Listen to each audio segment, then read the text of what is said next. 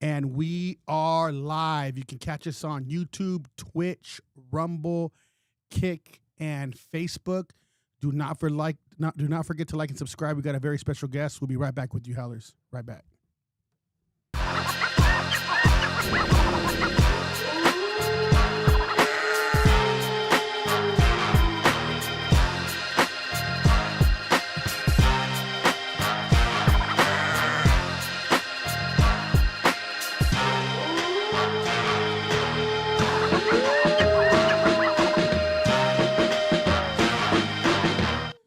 Howls over Baaz. I'm Jacob Casas. And before we start, I just wanted to say we have hit over 1 million views now on YouTube. So thank you, everybody that's been watching and supporting us. And we hit over 3 million with Meta. That's Facebook and all that, and Instagram. So we really appreciate you guys. We're up like 400 and something. I think it's like 400% through YouTube. So it's going crazy right now. And I just want to thank everybody that's been watching, and I know Adrian's not here right now, but this is the fight segment. So HOB Fights, here we go, and we have a very special guest today. Adrian's not here. He had a family emergency. Just so anybody that's watching that knows Adrian, yeah, he's not here, but we still have his very special guest that he brought in, and I'm gonna have you introduce yourself to our audience. Tell them a little bit about who you are and what you do. I'm Mike Rodriguez. I'm a boxing cut man. I'm also a homicide detective, so I guess you can say I'm in the blood business. So how long you been? We'll start with the boxing cut man. How long you been in that business? I've been specializing in cuts probably about 16 to 17 years. I was a former fighter at the amateur level. Okay. I was training some pros, but because of my regular job as a homicide detective, I can't be in the gym with everybody like Robert Garcia and Freddie Roach and those kind of trainers. Yeah. So I said, well, how can I stay in the game and still work at a high level? And I started learning cuts, and I learned from some of the best that's ever lived. I started at the lower level. I kind of paid my dues, and I got with some good fighters. It just kind of blew up. And, now I work between my son and I. We work with about 35, 40 fighters worldwide, and I've had, I think, 32, 33 world champions. Oh, well, can you name some of the fighters you worked with? Oh, yeah. Manny Pacquiao, Ryan Garcia, Errol Spence, Jaime Munguia, Katie Taylor, Virgil Ortiz. It's just a whole Abner Matis. It's just a whole host of a lot of Eastern Bloc. Dimitri Bivol. I was in Dimitri Bivol's corner when he beat Canelo. I was with Toro Resendez with trainer Manny Robles when we beat Caleb Plant. I was earlier this year in July at Madison Square Garden with Katie Taylor when she beat Amanda Serrano for the third time. Wow. A week and a half ago, I was with Virgil Ortiz when he had that second-round knockout of Erickson Lubin. I'm doing some commentating for Top Rank and DMG with my good friend Beto Duran. Doing some commentating now, and I'm looking to close the year out strong. Well, congrats on that, man. Thank you. So can you tell us a story about, we got people watching right now. That's a regular watching. Thank you, Sam, for chiming in. What's up, Sam? So, tell us, I think it'd be good if you tell us a story of a really bad cut that you had experienced with one of your fighters. Give us like a little rundown. Yeah, absolutely. And 2 days ago was actually the anniversary of the Orlando Salido, Francisco El Bandido Vargas fight at StubHub on HBO that Jim Lampley called. Oh, wow. It was fight of the year. I had worked with Vargas. He was a world champion. The fight ended up being a draw. He was cut very badly. We had Lobito on here a few weeks ago. Is it during that fight when he got a headbutt? With who? With Jesse Lobito. No, it wasn't that fight. No, this is Vargas against Salido. I don't know who. Okay. I don't know who was on the undercard. They were the main event on HBO. Oh, okay. Yeah, so I don't know. I don't know. And Vargas had already had a bunch of trauma to both of his eyes. He gets cut in the second and third round on both eyes with swelling. Salido was literally the roughest cat in the game. He knew every trick in the book. I had nightmares before the fight, and that's how I knew it was going to be. And that was probably the hardest that I ever worked in a fight. I literally used everything that I knew, not trick, but every skill that I had. I used all of my cut medicine. I couldn't even have helped him out if that fight went one more round. Well, so how did you get that skills for the cut? Like what involves in that? Because I mean, I think it'd be good for the people to know. I don't think I've even seen a podcast that explain, how you got that skill or what qualifies you to be a cut man. Yeah, and now because of MMA, you have a lot of people passing themselves off because they got a gimmick, they got a funny hat or a nickname.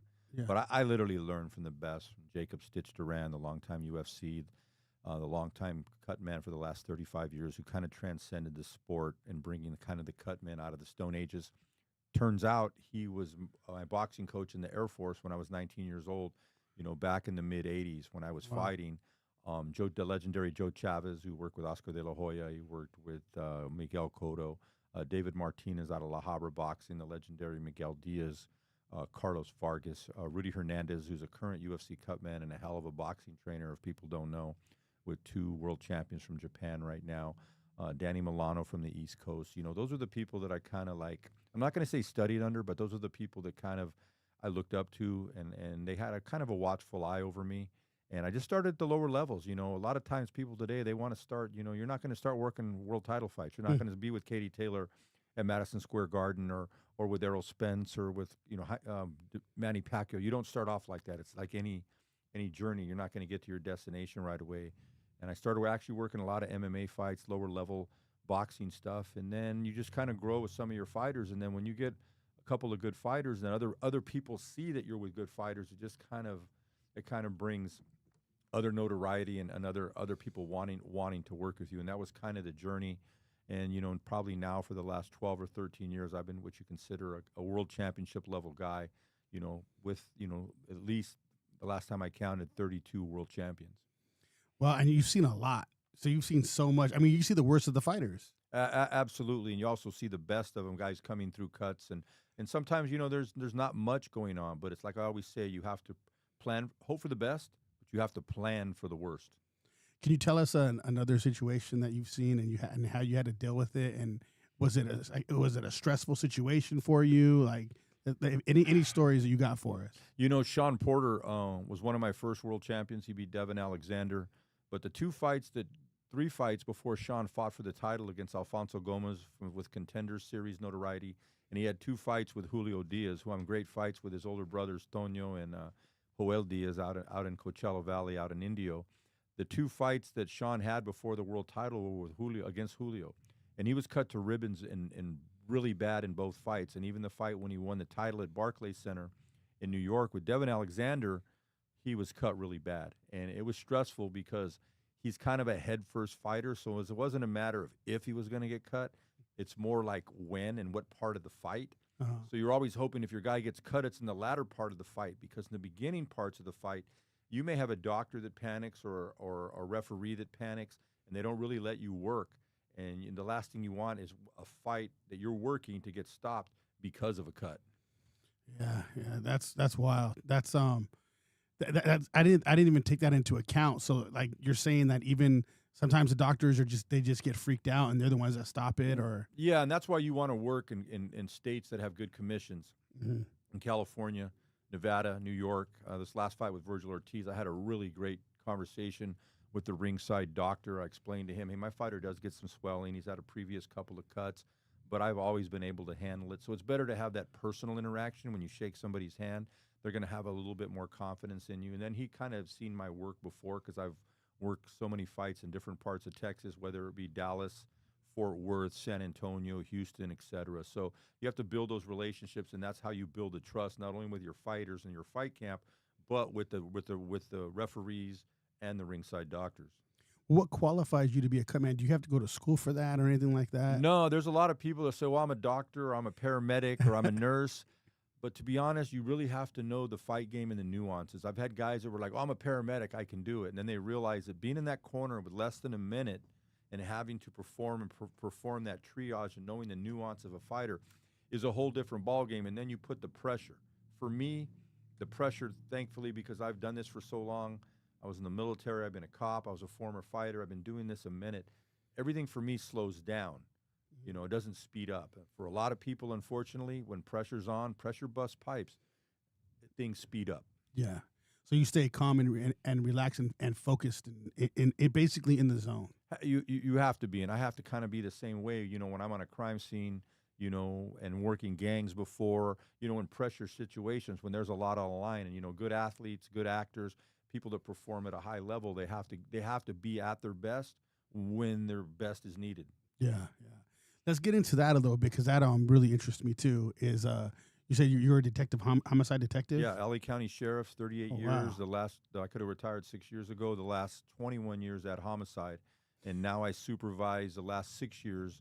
I supervise the missing persons unit for all the critical missings. Wow. Like last week alone, we had two of our missings that were homicide victims. One of them we found the body. One of them we're still looking for the body. What can you tell us about that? Well, I Are mean, you able to? well, Or not at this moment because those are kind of active investigations. But okay. just overall, not in addition to working homicide, I run a 2-week homicide course for detectives for all over Southern California, including LAPD. I run a 2-week course that has all aspects of homicide investigations, including managing high-profile cases, crime scene, crime lab, dealing with the media, officer-involved shootings, Wow. etc. So, I'm not saying I know everything, but if I don't know something, I got plenty of people around me to do. Yeah, yeah. Would you be able to give us? I know the audience would want to hear this. A story about a homicide that you'd investigated? Yeah, one that was on Dateline. If you go to Dateline and you put in the Lomita Black Widow, it was a Filipino lady that was killed, but she had been suspected of killing her two ex-husbands. Both had asked for a divorce, and she sent them over to the Philippines to conduct some business, and both were shot and killed 17 years apart. And then about a year to the day when the last husband was killed, she was murdered. And as it turned out, it was a nephew of hers that was trying to frame her actual son, and there was all kinds of emails. And I worked with the Navy NCIS. It's a pretty great case. You can look it up. The victim's name is Sonia Riskin. It's the Black Widow of Lomita. It was featured on 48 Hours, Murder Mystery on CBS, and then a couple years ago, Dateline with Keith Morrison. The guy with the blonde hair, the older guy with the really deep, dramatic voice. They did a 2-hour special on me and that case. Wow. That's wild. Are you like getting desensitized from a lot of this stuff? It's my job. I'm not saying desensitized. I've seen a lot. I'm sure I probably got PTSD and some traumatic stuff that I deal with, from being in the military, from just being a cop for 38 years, homicide the last 21. But I always try to be my mother and father's son. So I've never been the asshole cop that, thinks I'm better than everybody. I try to treat everybody really, really good and give people the benefit of the doubt. I've never lost my faith in humanity, which I know a lot of cops do. It almost hardens you, almost like Well, jail in a sense too. Well, it does, but it all depends who you are as a person. I believe that. I think a lot of people have a lot of built-in excuses about why they do certain things or they act certain way. Yeah. And I just kind of think it's the easy way out. This is what I chose to do. Nobody put a gun to my head and says, "Hey, you're going to be a homicide detective. Hey, you're going to be a boxing cut man. And if you screw up, millions of people are going to watch you and criticize you." It's what I choose to do. I'm lucky at this stage of my life. I get to do things that I want to do when I want. I don't have to do any of this. I could walk away from boxing. I could walk away from work. I could have retired 6 years ago. But you love this. I still love this. I have an active physical participation in a boxing match where something physical I have to do may positively influence and help my fighter, to use all of my skills to keep them going to the next round. Now, with homicides, I can't help that person because something's already happened to. But with the missing persons unit now, we can find those people. And also, if they have come to a tragic end, we can bring those that are responsible to justice. So, it's just do what you love to do. I know there's a lot of people that love true crime stuff.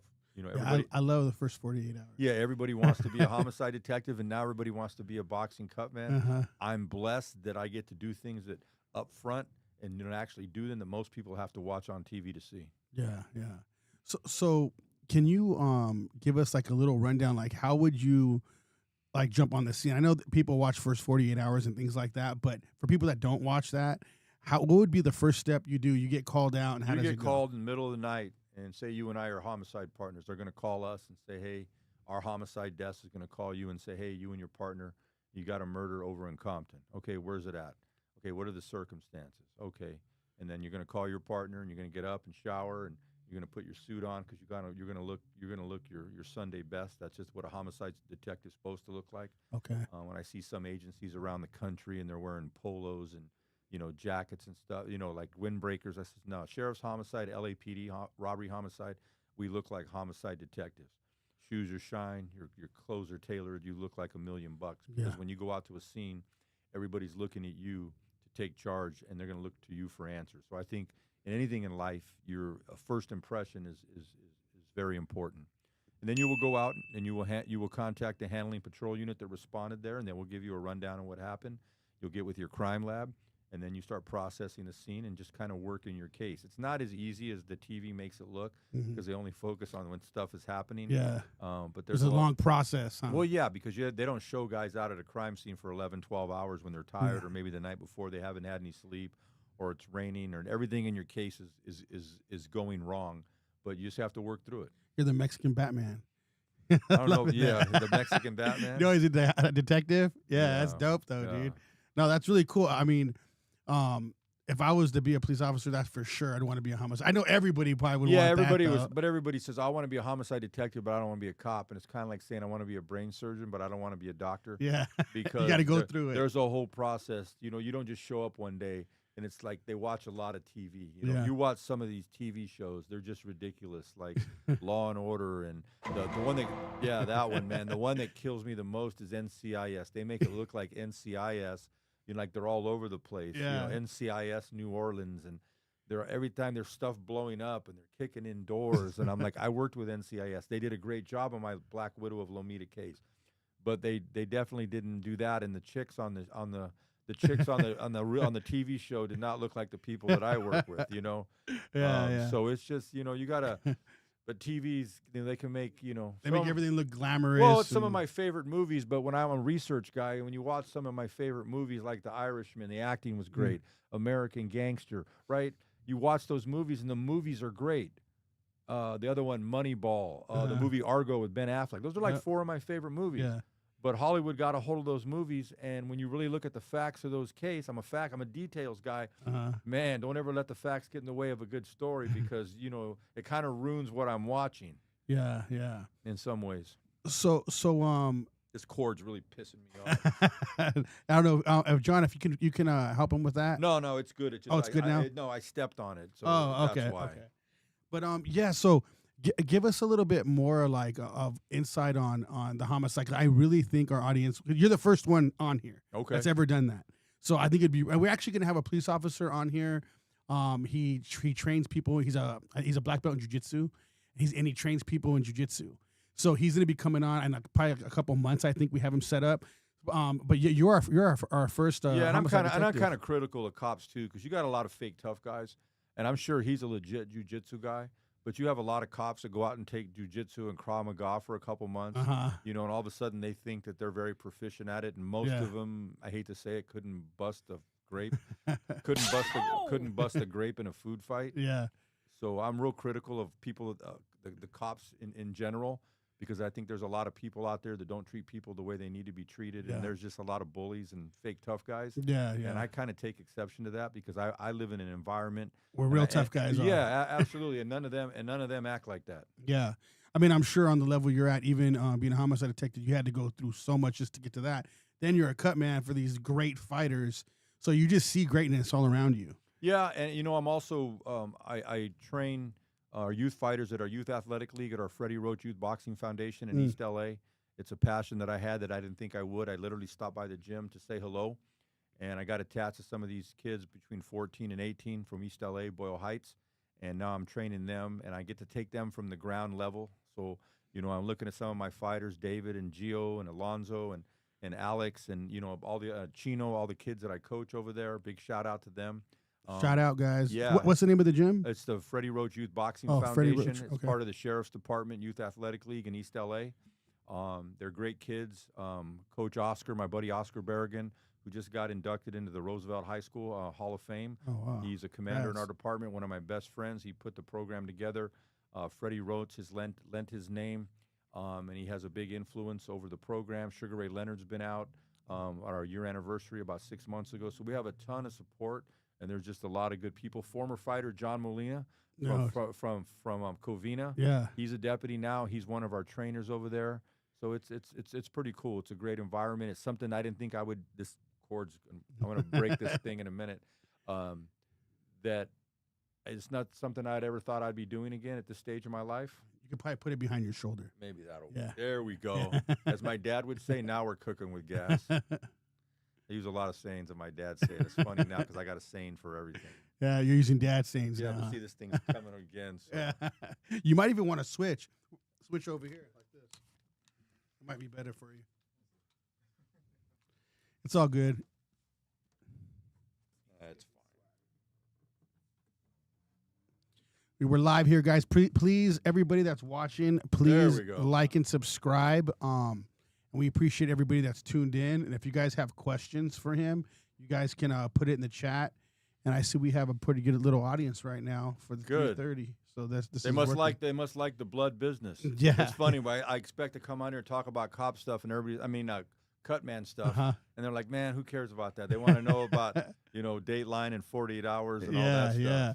Well, I feel like I mean after that, especially after that show came out too, like I was addicted to it. I would watch it like I couldn't turn it off. Once it's on, you can't turn it off. Yeah, see, and I don't watch any of those shows. Yeah, I'm sure you're like at work. It's like work for you. Huh? I do not watch one of them. I can't. I reached a point in my life where I just really can't ingest any more heartache. That's probably just the price I've paid for what I do. So I watch movies like Caddyshack and Happy Gilmore. Caddyshack. I watch movies at Stripes. I watch movies that make me laugh. That makes a lot of sense, though. I mean, I'm sure that's people how it will works. call me and they're like, "Hey, there's this great new show," and I'm like, "Hey, does somebody die? Is there heartache?" And they're like, "Yeah," and I'm like, "Nah, I'm good." So how do you deal with that? I see like you keep yourself busy. So I think that would probably be one thing. But how do you deal with that when you see like a very tragic end for somebody and the whole family's grieving and absolutely. And how do you deal with that? Let me give you an example. 20 years ago, I had to investigate the death of a deputy that was killed on duty named Jerry Ortiz, June 24th, 2005. Jerry was a friend of mine. He was actually on the sheriff's boxing team. He was working our gang unit, and he was murdered on duty. And guess who had to process the crime scene? I was one of the detectives that had to process that crime scene. But at the time, you have to give your best, and you have to get into work mode. Does it bother me now that it didn't bother me then? Yeah, of course. I'm human, but at the same time, I'm real big on doing your job. Doing your job, even when the circumstances, or doing the right thing, even when the circumstances don't benefit you. That's what I signed up to do. And I had to give him and his family my best. And it wasn't a time for me to fall apart because there were other people so they could grieve that we did our job. Yeah. And and not just because he was a deputy, I've had to share the same experience with probably well over 150 other families. And whether you know that person or not, Jacob, you still share that time and that space with them. I remember doing a knock, we call it a knock on a door. And I remember I had to do a death notification. I wasn't even in homicide yet. I was working gangs. I think I was working overtime on patrol. And I had to do a death notification about 3 a.m. And I remember knocking on this man's house. It was a black man. I still remember the house like it was yesterday. And this is probably like 1997. And I had to tell him that his son had died. But the thing is, I didn't have to tell him anything. As soon as he saw me at 3 a.m, he knew that his son had been missing.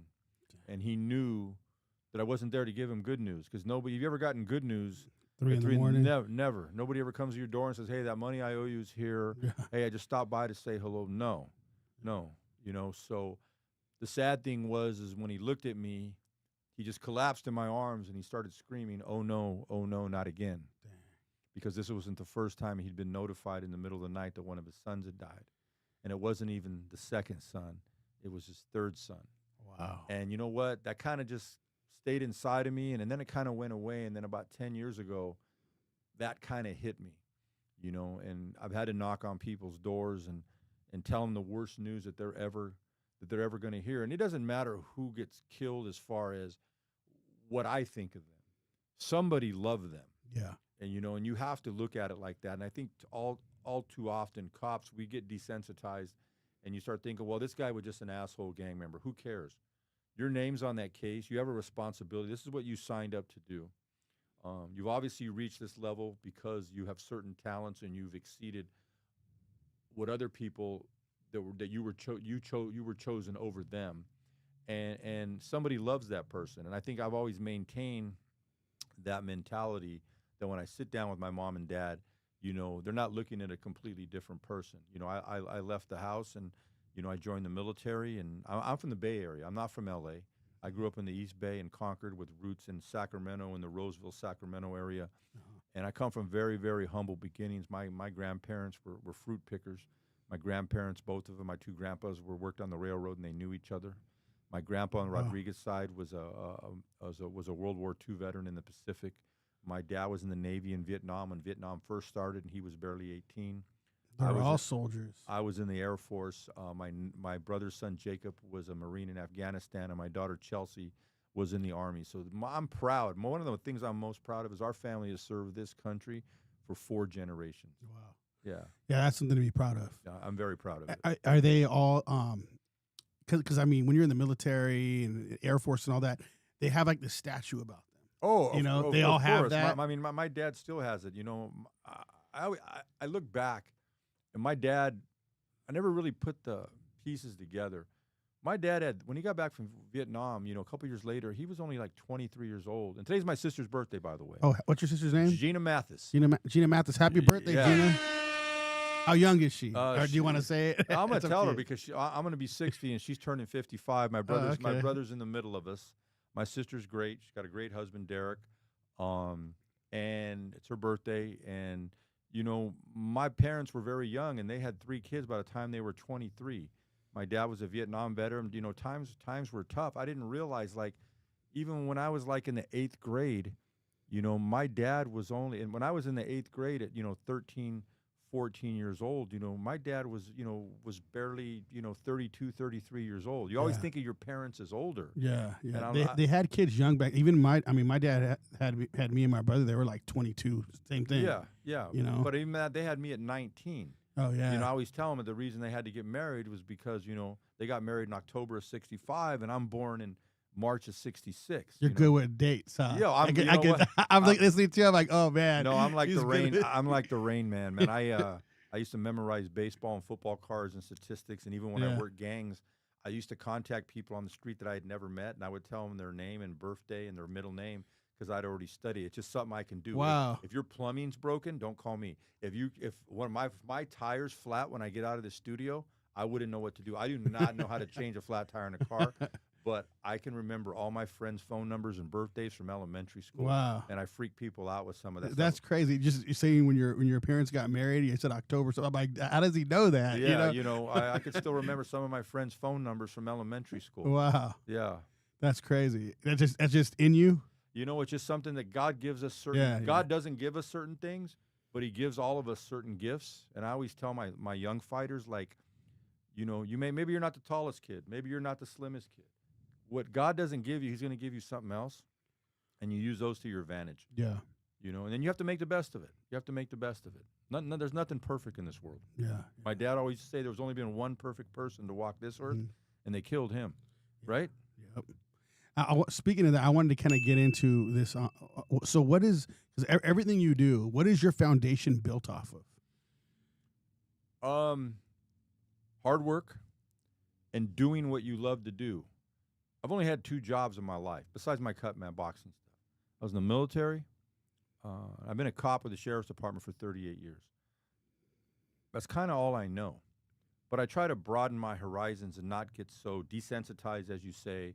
I try to have my social circle of people that are really not in law enforcement. Yeah.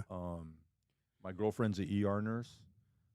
She started her own aesthetics business. She sees blood too. Yeah, but she's doing what she loves now. She has an aesthetics business. I told her son Andrew and his friend William that carpool today. I told them I'd give them a shout out. 2 very bright young men that hopefully won't be cops or homicide detectives. Hopefully they'll be in some kind of big business or science. Yeah. They go to Chaminade Prep up in the valley.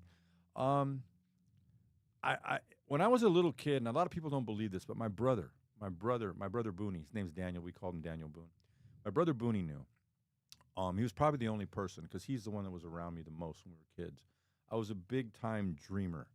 I used to manifest and project things. I used to go in the backyard, and I could have a baseball game where I was the announcer, the pitcher, the player. I could turn the TV down on any sporting event when I was 10 years old, and I used to broadcast it. You know what I mean? It's Yeah, just something that my mind was just geared at. Like I said, if my dad would have brought me out to, like, I don't know, fix the car, I would have been like, it would have been like chopsticks to me. You know what I mean? But I think it's just finding what you love to do in life. Think about this. I get to do what I do at a high level with things that I love. That's why I haven't retired. Because when I do retire, they're going to hire me back as a consultant to kind of come back. So I think people need to find what they love to do. And if you have a passion, don't be afraid to chase your goals, and don't let somebody else tell you what you can't do. My dad, I refer to my dad a lot. Can't means won't. Mhm.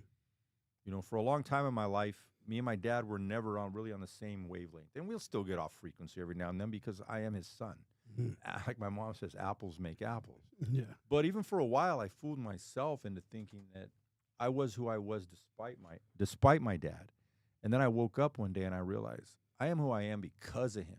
If you look at my life and his life and all the parallels in it, you know, that I was able to take things to another level. I think that I've made my mom and dad proud. I like that. Give him a buzz on that one. Yeah, yeah.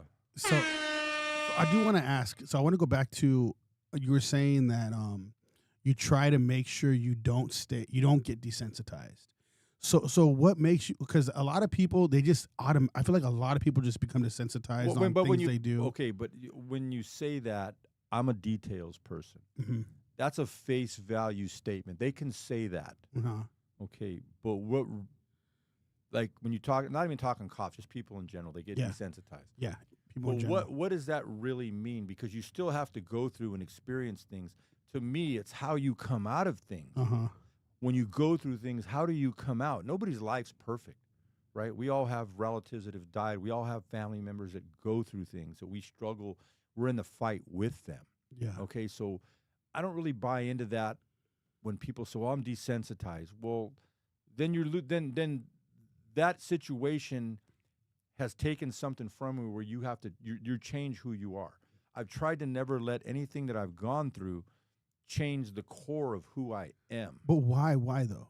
I feel like a lot of people just like let it happen. Well, But I can't answer that question. I like that. I'm just curious. I'm not trying to pat myself on the back. Uh-huh. I'm going to give the people that raised me, from my mom and dad and aunts and uncles and cousins and my brother and sister, that I'm always going to fight through, and I'm not going to let a situation get the best of me to the point where I'm going to let it change who I am, because I think that's kind of, I'm not going to say cowardly way, but that's the easy way out, just to say it, because now you've given up and you've let something.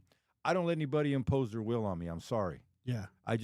If you were raised with my father, nobody's going to come and impose their will on me. You know what I mean? I like that. It's just not.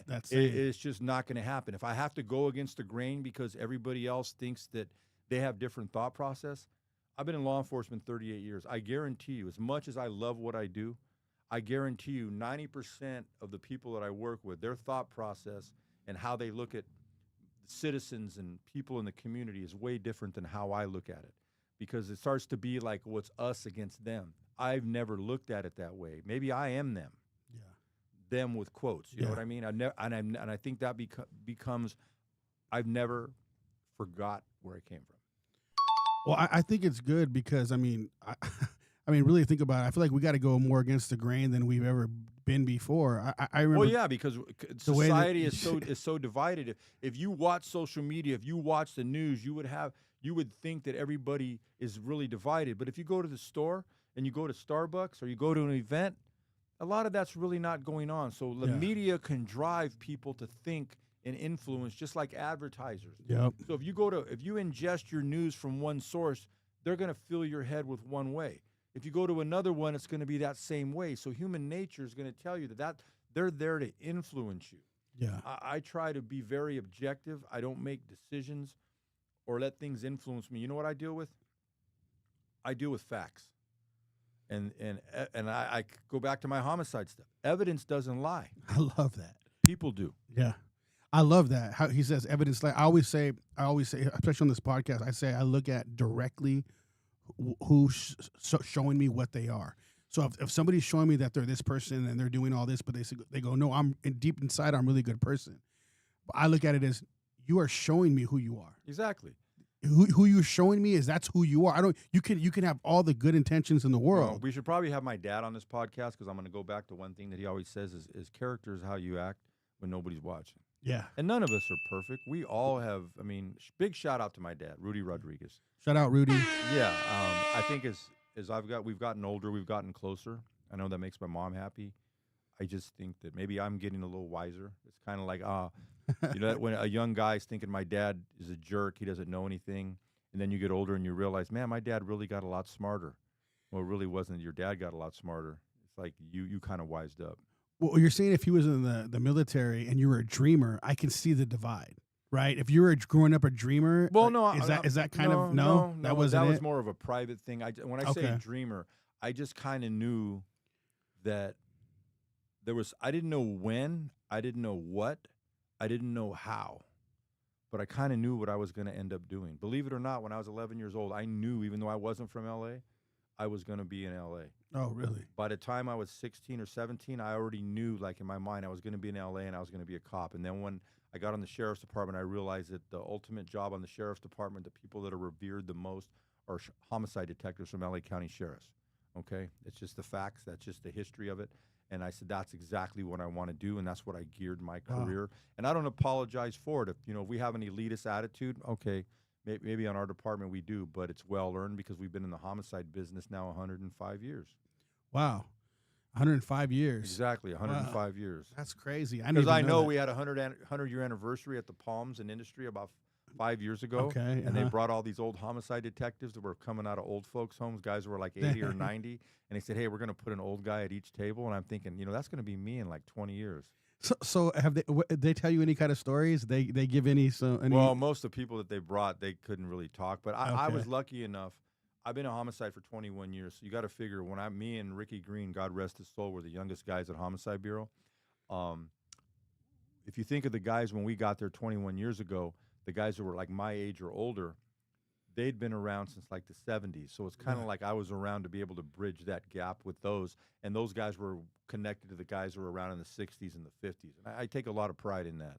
Imagine the homicides that were back then with all the, the mobsters and everything. It was probably you're going back in the 40s, 40s and 50s. But, the 60s, 70s, and 80s, and then the early 90s, were no joke in L.A. because, when in the 80s, when the whole crack revolution, and there was a lot of money on the table for all these gangs, it was bad. And I got, I've been a cop since 1988. I got hired by the sheriff's department in 1988. And so how's that with the missing people? Because I know in the 80s, a lot of missing kids. They didn't know. We're not kids. I don't work. At Homicide, we don't work juvies. Okay. We work adults. Our stations are Compton, Palmdale, Lancaster. The station detective works the juvies because they have a lot of runaways. We only do adults. I'm working on a case right now, and I don't want to jinx it, knock it on wood. I have an unidentified teenager that was killed near Magic Mountain in 1980.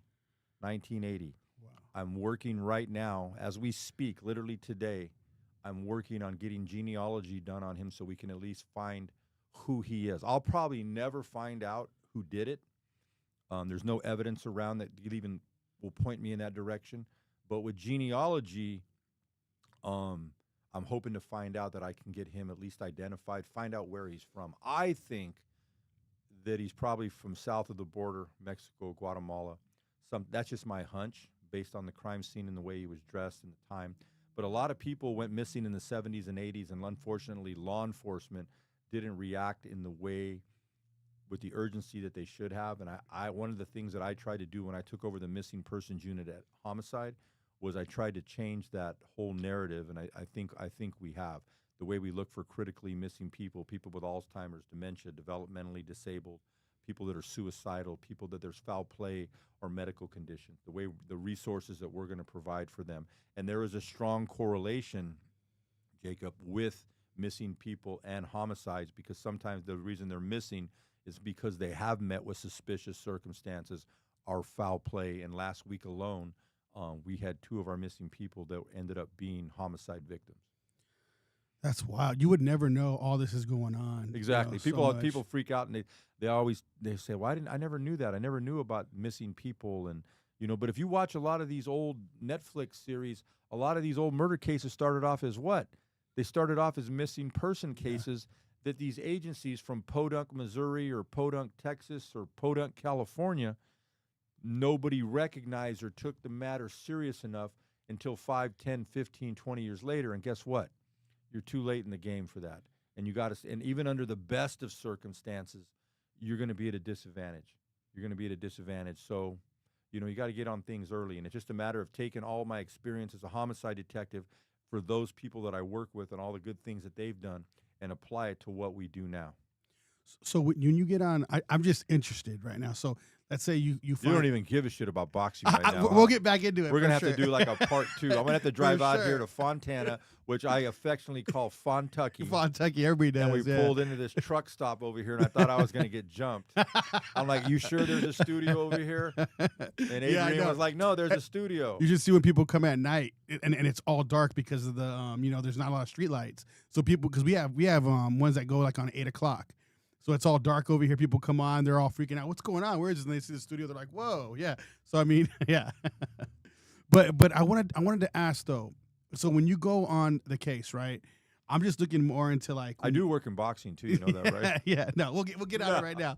I just want to know when you get on the case and you see the body right there, like what would be the first thing? You have to go and you do all detective work and see what how he fell or whatever. Okay, so first thing you have to know in California, the cops, detectives have no jurisdiction over the body. The coroner has jurisdiction over the body. We have jurisdiction over the scene.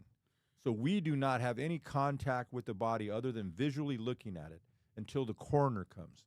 Then the coroner comes and does their examination, and they'll point things out to us. We work in conjunction with them. Oh, if there are like bullet fragments or cartridge cases or evidence and blood around the body, yes, that is ours. Okay. But the body belongs to the Los Angeles County Medical Examiner's Office. So TV kind of twisted up a little bit. They never let the facts get in the way of a good story kind of thing. Yeah. Okay.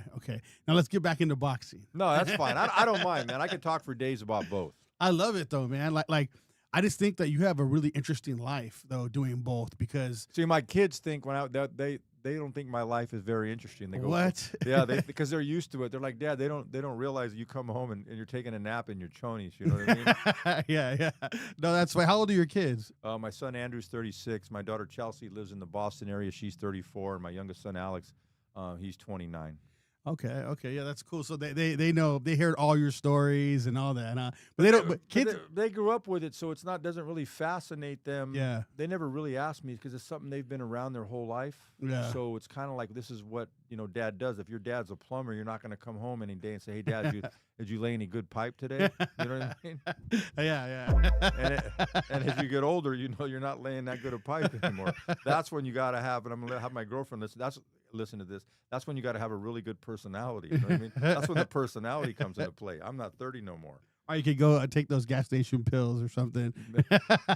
Yeah, what the hell are those things, man? What are they called? Rhinos. They're called rhinos. Yeah, or that cream that makes it bigger. But then to me, is if you rubbed it on your hand, wouldn't your hands get bigger too? What is it called? Honey, right? What did Marquis say it was called? Honey? Yeah, I don't even know, man.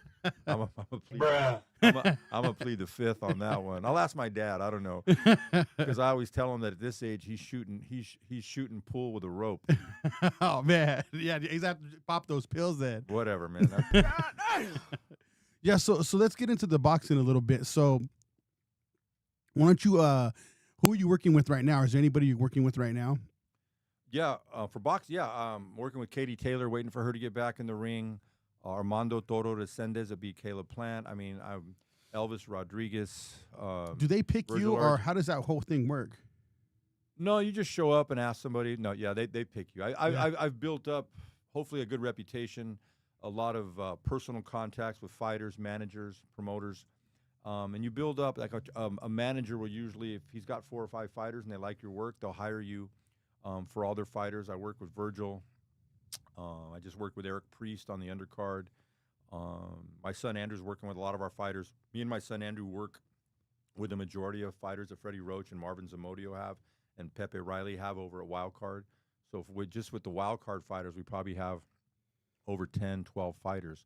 And you just kind of build up your clientele. You build up your business.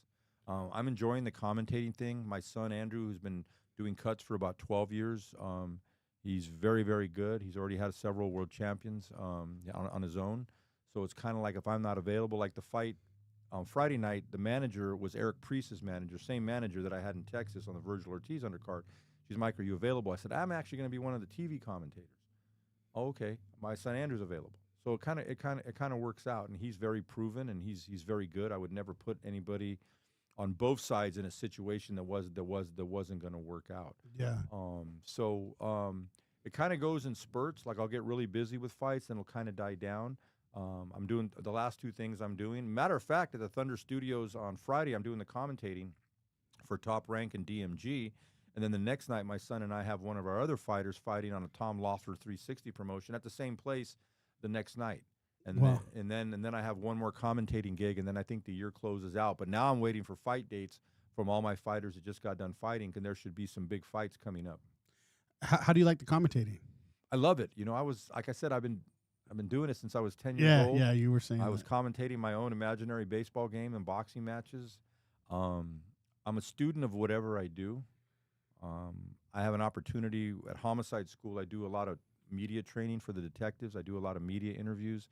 I've done a ton of podcasts. I've entertained A&E's contacted me a couple times to possibly host a homicide-related show that I host. That would be cool. Yeah, I've thought about people hitting me up about doing a podcast. You got the voice for it, for sure. You Really? sound like you could do that. You know, but it's one of those things, like you never know your own voice. When you hear your own voice, you sound you weird. got it. I wonder if Keith Morrison hears his voice from Dateline. You know what I mean? Yeah. But everything's very dramatic. No, you could do it. For sure you could do that, dude. Yeah, so I'm just, just try to, at this stage of my life, I want to enjoy my life. I want peace in my life.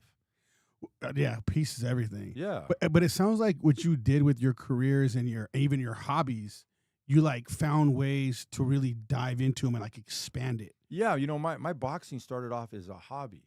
When I got back into it, I was just happy if one fighter, I didn't care how good he was, would hire me to work a fight.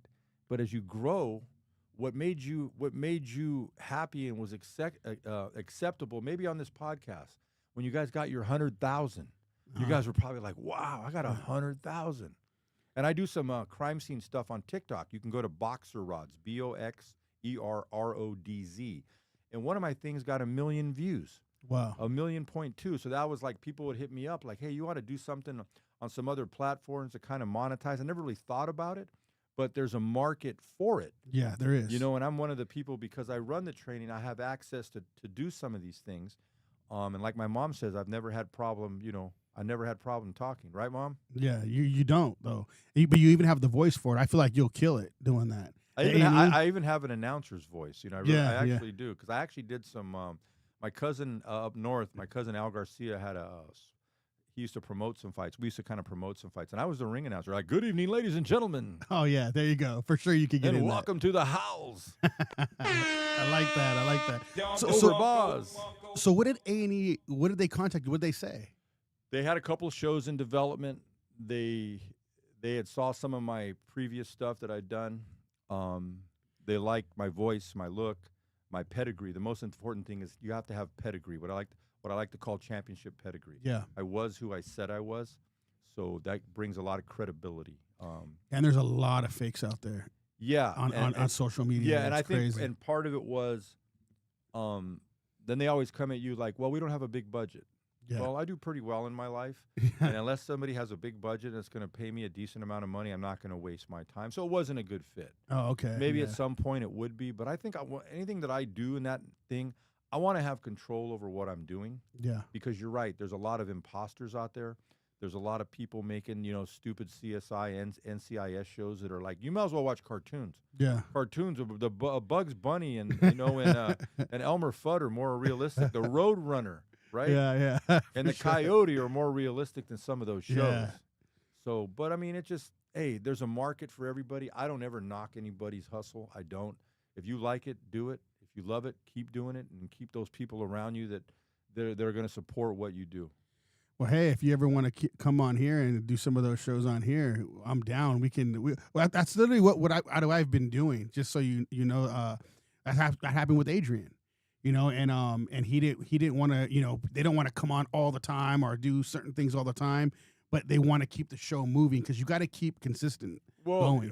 Put it this way: a couple years ago, I got asked to be on the George Lopez podcast. Wow. And I was supposed to be on there for 20 minutes. And then me and George Lopez started talking about old boxing and baseball. And he was like, man, I didn't know you never know that much about baseball. And we talked for an hour and a half about baseball. And I even was able to reconnect with a former world champion because of his podcast that I had out, Stevie Cruz from Fort Worth, Texas. There was a world champion and somebody I had met very early on in my life when he was a national champion and one of the top amateurs at a tournament that was hosted near my house in 1981, and he had a big influence on me. And the last 2 times that I've been out to Fort Worth, I've been able to have him and his wife, Terry, shout out to Stevie Cruz and Terry, out to the fights. And I made sure that everybody in the stands, that section before the Virgil's fight knew who Stevie Cruz was because he was a great world champion, and he beat one of the best fighters at the time, Barry McGuigan from Ireland, at the outdoor arena at Caesar's Palace in June of 1986. Dang! Wow, you've been around, man. I mean, when did you go on the George Lopez pod? That was probably like 3 years ago. How was that experience? It was great because former homicide detective of Night Stalker fame, that they made the Night Stalker, Gil Carrillo, was his co-host. So Gil had me on, and me and George just, we talked a ton, and it was just like we're doing. We're just talking. Yeah. We're just talking, and then, I mentioned my daughter, and I only found out I had a daughter literally almost 8 years to the day that my daughter Chelsea, she's 34 now. I met her when she was 27. Through some genealogy stuff, what actually gave me the idea, if my daughter can find me through another relative, then I have these unidentified homicide victims from like 40, 50 years ago. That gave me the idea that if genealogy can find and connect me, then maybe I can find and provide some answers for these families who these 2 victims in separate cases were basically wiped off the earth, and they probably didn't know what happened to them. Yeah. And I think it's sad, but I think if my brother or sister or a family member had been missing, I didn't know what happened to them, I'd at least want to know. Yeah, some type of closure. Yeah, closure is kind of a funny thing. It's kind of a word that people use to make make themselves feel better about what somebody else is going to. I don't know if you ever get closure, but at least you find answers. Yeah. Yeah. That completely makes sense. Yeah, it's kind of like when people, the other thing too about, they're desensitized. Well, they're not desensitized about everything because it's just what they choose to, and nobody's got a gun to our head literally to do what we do. I always feel weird when I'm a veteran, and when somebody asks me or they tell me like, hey, thank you for your service in the military. You're very welcome. I will shake their hand. Hey, thank you. I appreciate that. I come from a military family, lots of generations. And then they thank me for my service being a cop. And I'm like, I always feel weird because I'm not a volunteer. I make a very good living, do what I'm doing. I always tell them, like, the people at the Red Cross, those are volunteers. Yeah. People handing out food to homeless people, they're volunteers. I get paid very well for what I do. I try not to insult them. You know what I mean? Yeah. But I'm not doing it for free. So, so don't make me out to be like I'm Mother Teresa or anything. Because if the sheriff's department didn't pay me, I would stop showing up. Yeah, no, I completely understand. And yeah, I mean, I feel like that keeps you humble too. It's well-intended. Yeah. I get it. It's well-intended. But I'd like to keep things in perspective as well. Yeah, no, I completely understand. So what happened with your daughter? What happened? You just found out, like, how it happened, how she was conceived. Well, not that part, but yeah, we know that part. But she just had a baby. She just had a baby. Oh, congrats! Her and her new husband, they just had a baby. I have a beautiful granddaughter and my 13-year-old granddaughter Bella. And their son, her husband had a son, AJ. I think AJ's 16. They live back east. She got married a year ago, August, in Boston, and me and my sons flew out. And when I gave a speech that I got emotional and cried about, I said, I raised 2 sons and a stepson. I said I never thought I'd be walking a daughter down the aisle, and I got to do that, and it was pretty special. That'd be shocking. It was, but back in the day, man, I did a lot of smash and grabs, man. So shit. Was that one of the smash and grabs? Nah, a Vegas trip or something? Or? No, it was local. But I was young, and here's the thing, I was completely unaware that she even existed, and from the moment that I found out that she was, we as Rodriguez's made her part of the family. We made her part of the family from moment one. It wasn't like, oh, I need to like take a paternity test. And no, when I looked at a picture of her and she resembled my sister's daughter Natalie so much, I looked at her and like, yeah, you're my daughter. It was none of that horse shit. Yeah. My family, literally a couple of weeks later, me and my boys living here in LA, we drove up to the Bay. She was living in the state of Washington. She flew down. I picked her up at Oakland Airport. We drove to the house, and she got to meet the family. She was an only child, and now she's got brothers, and now she's got cousins, and she's got grandparents. So she's part of the family. Wow. And it was not her fault that she wasn't in our lives, and it was not my fault. Yeah. It was just one of those things. You got to remember, in the early 90s, there was no Facebook. Yeah. There was no Can't find people. There was no cell phones. If you were fortunate enough, you had you pulled a number. You're way younger, but you didn't go up in the air where you had to write that number down. Yeah. And then the paper gets ripped, and there's a number that gets ripped, and you don't. Yeah. There's a totally different time. I embraced it because my parents, I like to say, raised me right, and she's part of the family. That's cool. That's really cool. It's just crazy to think about, though. Like, all of a sudden, you got a daughter. Well, I found out too through a lot of genealogy stuff, and my mom's dad, my grandfather, there were kids that we grew up with in Sacramento and Roseville that before we moved to the Bay Area, I used to look at these kids like, why do these kids look like us? Right? There was these kids that we used to play with, and then we moved. Come to find out, their mom was actually fathered by my grandfather. Oh, dang. Yeah. Holy. So that they were related to us. And when my mom told me like 10 years or 8-9 years ago, I go, Mom, I knew since I was 8 years old. That's crazy. And their mom used to come out and yell at us like, "Get the hell off my property!" And now I look back and it's like she looked like my mom and she looked more like my you're aunt. my auntie. And they have a daughter, my cousin LeMay. I can call her my cousin. She resembles my mom. But apples make apples, and the genealogy stuff, you're where you come from doesn't lie. Dang, there was a lot going on. People just didn't know whose kids were. Yeah. What. Well, heck yeah. Especially that old Mexican thing. Back in the 40s and the 50s, man, there was a lot to unpack back then. I bet there was. Yeah. Now people get caught up quick. They're like, hey. Well, now they got you right on camera. Everything you do in your life is on camera. You're on Facebook, and you're on Instagram, and you're on Twitter, and you're Snapchatting, and all that stuff. There's no secrets anymore. Yeah, that's how they're finding. My dad's dad had like 4 families all across the United States. Well, I can even one-up you on that. My great-grandfather was born in the 1850s. By the time he was done in his 60s, he was on his 6th family. Damn. My grandfather, my mother's father, was born in 1914. Unfortunately, he passed away in 1967 when I was only a year and a half. But his father, that was his 6th family. Wow. Okay, so the last name is Vigil. Uh-huh. There's actually a Facebook thing on the Vigil Montes on Facebook. They traced it all the way back to the 1200s. What the heck? To royalty in Spain. No way. Most of us people that have a Vigil surname, my mom's maiden name is Vigil, we're all actually related. Dang. Yeah, it's crazy. That is. It's like people always, everybody always says they're related when they go back and say, well, I'm related to this person, or I'm related to Cleopatra, or whoever. But it's actual. My mom has documentation. Other people have as well. It's nuts that they literally traced our families back like 1,000 years on my mom's dad's side. Man, I wonder if there's I feel like there's not a lot of families that can go that far back. You can, but it just takes work and it takes effort, and you got to have some patience, and you got to kind of muddle. You got to kind of muddle through the BS. But my mom can tell you, Wow. See, we had my grandfather. We don't know. He left my dad, right? So his parents he never knew, right? Mm-hmm.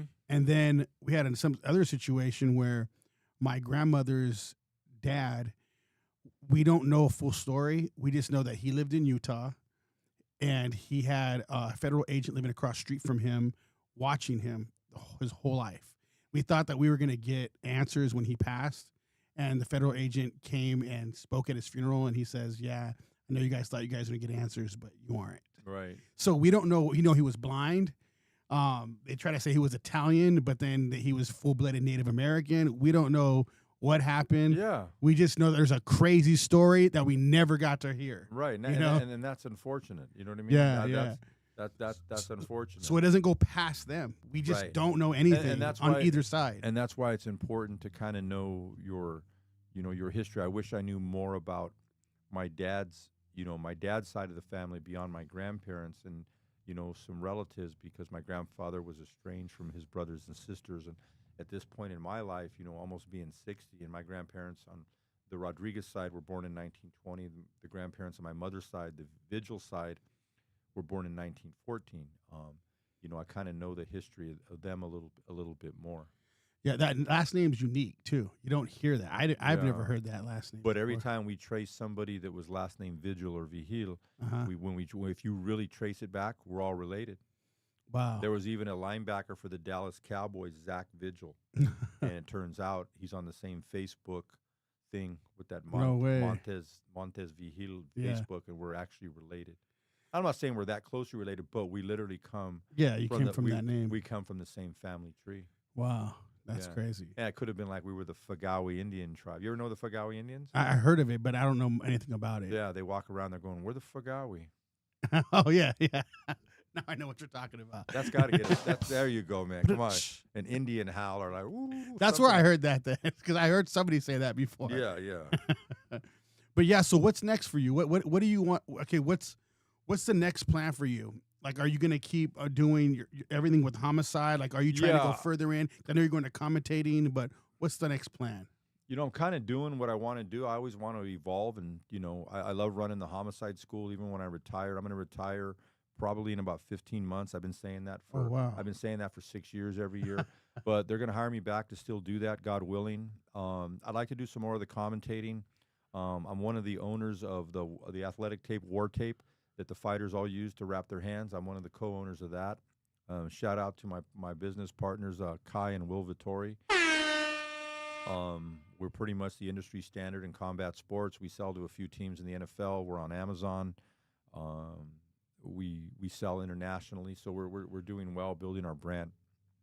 There's a lot of other brands out there that now have their name on athletic tape, but we were the original. That's cool. So we're kind of like the Coca-Cola.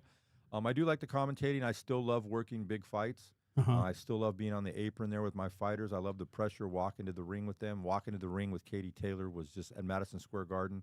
Walking out the other night with Virgil Ortiz, that was, unless you really get to experience that, I mean, it's something you can't describe. I've done it with Manny Pacquiao. Yeah, how was that? I mean, it was just crazy because, only 8 division world champion.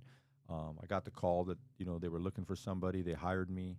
I did that about 4 years ago with Manny, 4 to 5 years ago. Wow. Freddie Roach and his wife Marie are great friends. Yeah. I've known them a long time. I'm very close with them, not just from a boxing level, but from a personal and family level. So, being part of that wild card family, I get to work with, the hottest trainer in boxing, who's going to be a Hall of Famer, Robert Garcia, Yeah. with Virgil Ortiz and Raul Curiel, and I've worked, with Jose Ramirez with him. Shout out to boxing manager Rick Merigian, Virgil Ortiz and his dad, and I'm very blessed to be around really good people. And when you're around really good people, good things happen. It's like you get momentum and positive ththings happen. Positive things are going to keep happening. No, I completely believe that, because I think that I mean, it's always the saying: who you surround yourself with, you are who you surround yourself with. But it really is true, because like you can just be. I mean, I grew up in the neighborhood, all these like knuckleheads around me. I'm over there being a knucklehead, and then when you start progressing and you start building, You're evolving. You can't deal with what they're doing. It's like what they're thinking and what's going on in their head is like not even close. It's like almost simple-minded way of they're thinking. closed-minded, and the people that are still doing those same things at this stage of the game, we can't help where we come from. Yeah. We can't help what nationality we are. We can't help where our parents from. But there are things in this world you can help. Yeah. And helping yourselves and bettering yourselves. And here's the other thing. I'm real big on this, and I try to actively do this. You count your blessings, and then you pass them on. And then what you will get back, not monetarily, what you will get back in karma, I believe is 100% true. No, I believe that too. And I think that's the difference between, we talk about this in the pod all the time. That's the difference between like, even you can talk about the wealthy to the middle class to the poor. I feel like we try to step over people instead of networking and everybody helping each other. Well, that's kind of society in general right now, where everybody will try to elevate themselves at somebody else's expense. And I think just kind of like... That's ugly, too. I've seen look, a lot of people can say X, Y, and Z. I've literally seen the worst of what happens in society to people. I've witnessed it. I've experienced it literally firsthand. And I still am my mother and father's son. When I go visit them, that they're not looking at a completely different person, like, oh my God, he's been a cop for this long. He's this. I like to laugh. And if you were ever sitting with my family, all we're doing is cutting each other up, and laughing. Yeah. And we just, when I get together, my mom and dad and my brother and sister, and it's just, it's just great that I can still share that with them, because my folks, out of all my friends that I grew up with, and my aunts and uncles, my folks are the only two that are still both alive. I do not have one friend that I grew up with. I do not have one cousin that I grew up with that have both of their parents still alive. And that's a blessing to me. Yeah, it is. And I hope I didn't just jinx the shit out of my dad. Yeah, no, not that. We're gonna go over on the chat real quick. Yeah, let's go. You wanna check out the chat? So we have.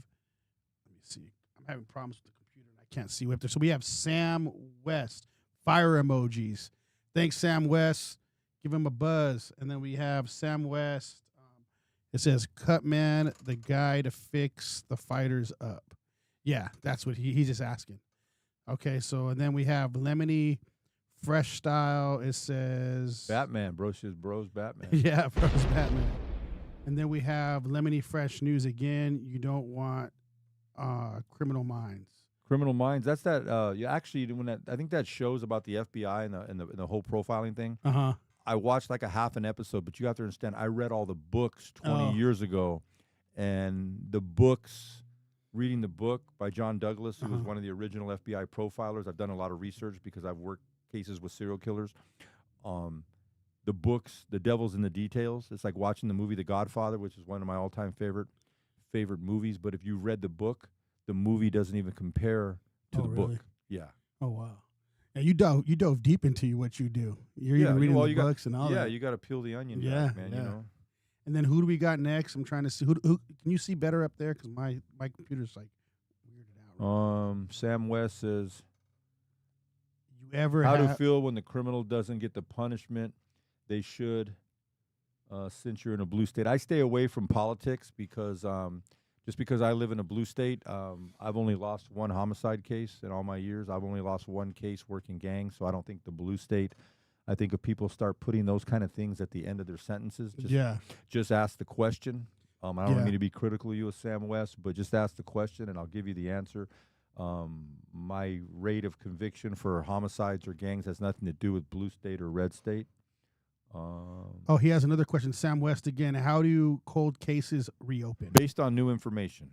Okay. Like the case I'm working, the one I described as the teenager that was a John Doe.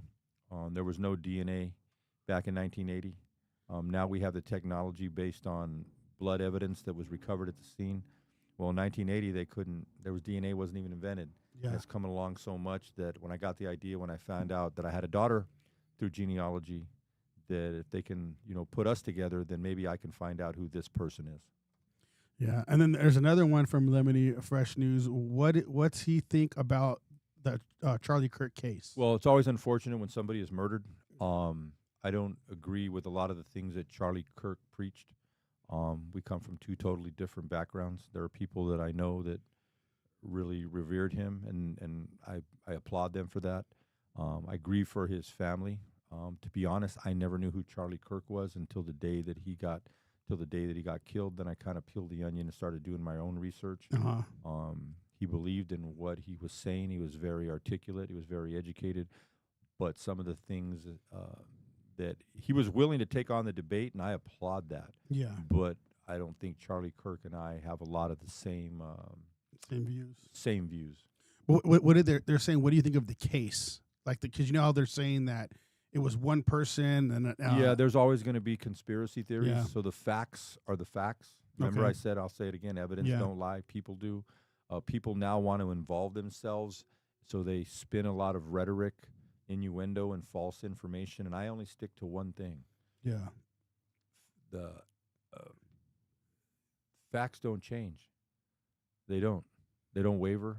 They always stay the same, and that's what I would go by. And I'm sure the police agency that's handling it is handling it appropriately in the sense that they're haven't released all of their stuff as far as their sensitivity of the case and their holdback information, and all that will come out at trial. So what happens when absent of information? People speculate. People speculate, and I don't know enough about the dynamics of other than watching what everybody else watched.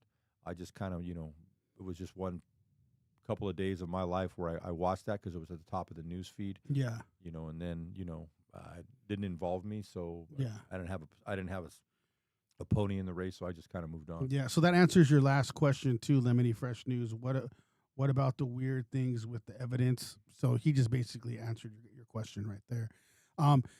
So I mean, there's people that thought that Tupac's still alive and that he lives in in Cuba. Yeah. There's still people talking. People, there's an old saying. Elvis. People have a confirmation bias where they're already predispositioned to think a certain way based on already what they think. Yeah. So it's easy to convince people like that. There's an old saying: I wouldn't have seen it if I didn't believe it. Yeah. Well, I know that's not going to make everybody happy, but I don't. Like I said, I don't acquiesce my answers. You go by evidence and facts. I don't acquiesce my answers based on public opinion or what the trending opinions of people are. Yeah. No, I understand. And I thank you guys for all your guys' questions. Please like and subscribe. Any new people in here, I see that we have a lot of watchers, so please like and subscribe. And then we ran out of time, so I want to tell you. I just want to give you the floor. Anything that you want to say where people can find you, or any words of motivation. The floor is literally yours. Right? Yeah, in this life, we only get one. Is you treat the people around you the best you can. I've lost just recently in the last couple years, I've lost a lot of people that I know. And you just don't know when that day's coming for you. So you treat people with kindness no matter what you do. Don't use anything as an excuse to vacate your core beliefs if you're a good person and you were raised right. I always go back to that. I was raised right. Do what you love to do. If you do what you love to do, you don't ever have to work a day in your life. I don't ever wake up every day and be like, man, I got to get up and go to work. Yeah. Since the time I was in the military as a teenager to the time I came on the sheriff's department, I got an education. I worked county jail back in the 80s with Mexican mafia leader Joe Morgan, dropout Rene Enriquez, boxer. Richard Ramirez was there. Monster Cody, some of the most notorious Crips. Freeway Ricky Ross, not the rapper. I knew all these guys. Dang. I know all these guys. I worked the gang modules. I'm not going to say they helped.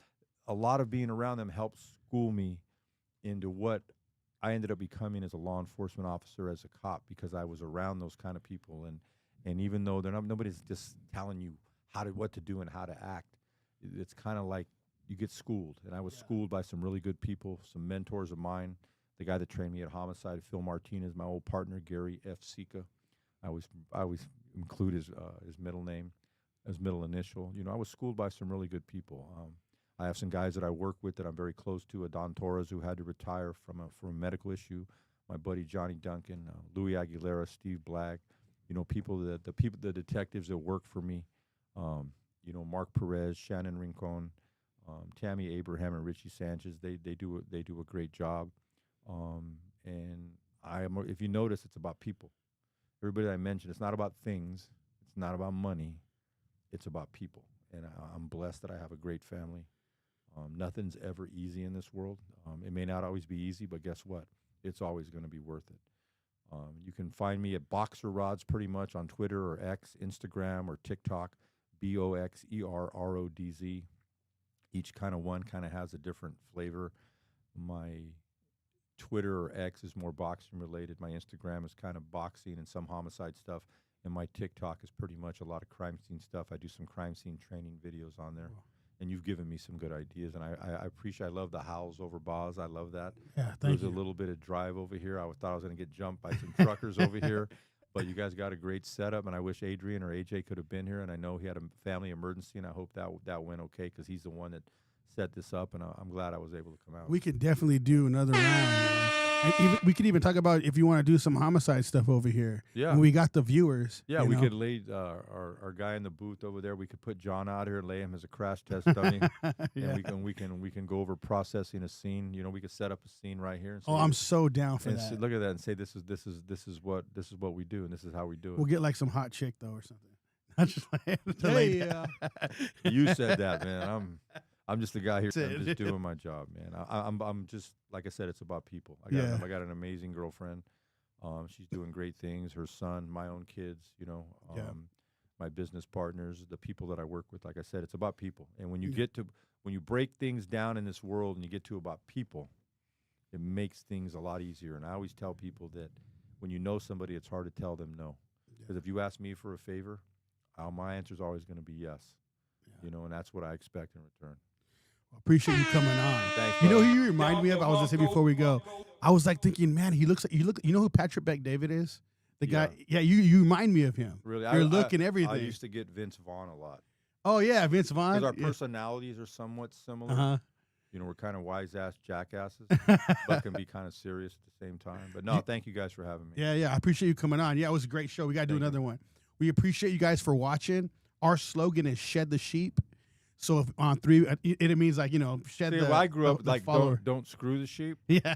So this is different. You're shedding the sheep. Shed the sheep. Oh yeah. my God. So basically, shed the follower off of you, become a leader, like that kind of, you know. Okay. So on 3, we're gonna look at the camera and say "Shed the sheep." All right. On 3. This camera. This one right here. On 3. 1, 2, 3. Shed the sheep. Howls over Baaz. I'm Jacob Casas.